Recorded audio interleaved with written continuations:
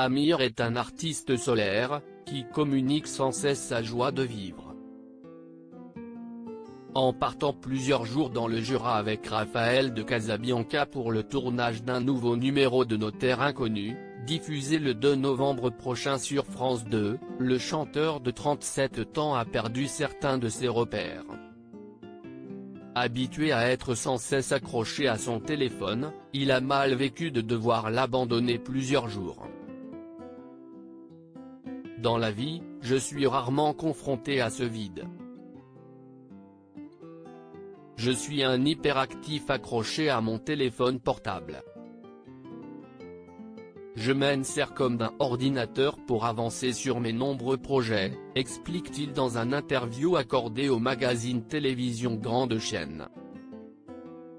Lors de cet entretien, Amir se confie également sur son enfance et le trouble dont il souffrait et qu'il a suivi durant une grande partie de sa scolarité. J'ai été un enfant TIDA, avoue-t-il, TIDA signifiant trouble déficit de l'attention avec ou sans hyperactivité. Cette pathologie a eu une incidence sur sa vie scolaire. À l'école primaire, je terminais avant les autres, et un petit coin avait été installé dans la classe pour isoler avec des livres l'élève turbulent que j'étais.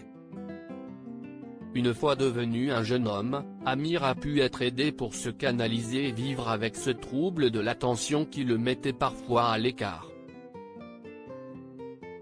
Plus tard, à l'université, grâce à un professeur en neuropsychiatrie, j'ai eu accès à un traitement médicamenteux, ce qui m'a permis d'arriver à un niveau normal de concentration, explique Amir.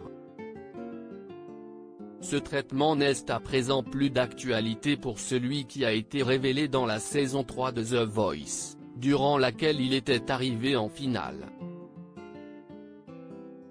Lors de cet entretien avec Télévision Grande Chaîne, celui qui est marié à la belle Lital et qui est l'heureux papa d'un petit Michael âgé de 2 ans évoque à nouveau l'handicap dont il souffre depuis sa naissance. Il n'entend pas de l'oreille droite en raison d'une malformation.